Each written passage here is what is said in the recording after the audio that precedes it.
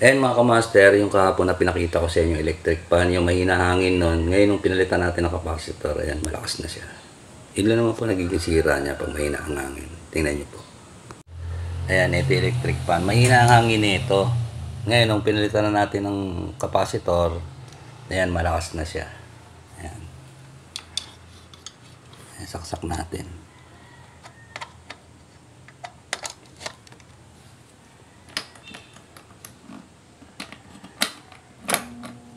Ayan. Malakas na yung hangin niya. Ayan, yan. Pag mahina ang hangin talaga ng electric fan, is magpapalit lang kayo ng capacitor yan. Wala namang polarity yan kahit saan yung magkapalit yung wiring niya sa dalawa. Wala namang problema yung magkapalit yan mga wiring. Kakabit mo. Kaya kayo pwede na rin kayo na mismo kayo na ang magkabit. Bumili lang kayo ng starting capacitor.